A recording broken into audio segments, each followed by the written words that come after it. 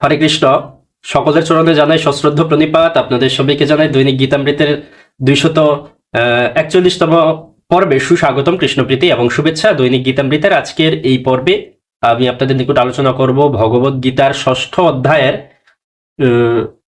অষ্টাবিংশ বা 28তম শ্লোক দিয়ে। আপনারা সকলে ধৈর্য ও মনোযোগের সহিত সম্পূর্ণ ভিডিওটি শেষ পর্যন্ত দেখুন, সেই সাথে শ্লোকের মাহাত্ম্য ও তাৎপর্য হৃদয়ঙ্গম করার প্রচেষ্টা করুন। আমি শুরু করছি, আপনারা সাথেই থাকুন।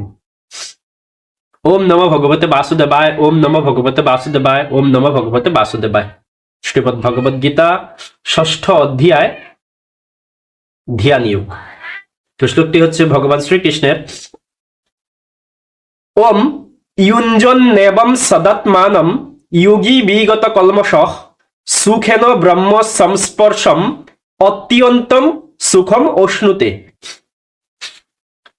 অনুবাদ: এভাবেই আত্মসংযমী যোগী নিরন্তর যোগ সাধনায় স্থিত থেকে জড়জগতের সমস্ত কলুষ থেকে মুক্ত হন এবং ভগবানের প্রেমময়ী সেবার মাধ্যমে ব্রহ্ম সংস্পর্শরূপ পরম সুখ আস্বাদন করেন।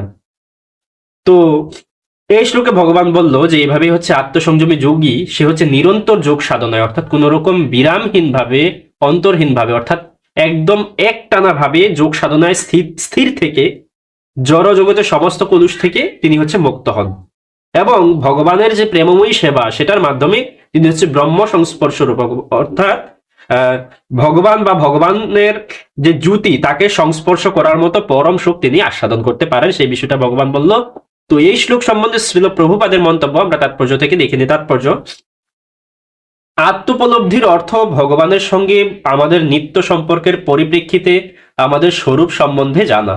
জীবাত্মা ভগবানের অপরিহার্য অংশ এবং ভক্তি সহকারে ভগবানের সেবা করাই তার পরম কর্তব্য। ভগবানের সঙ্গে এই অপ্রাকৃত সম্পর্ককে বলা হয় ব্রহ্ম সংস্পর্শ। তো এই বিষয়টা আমরা দেখলাম। আজ এই পর্যন্ত। সকলে ভালো থাকুন, সুস্থ থাকুন এবং আমাদের সাথেই থাকুন। হরে কৃষ্ণ।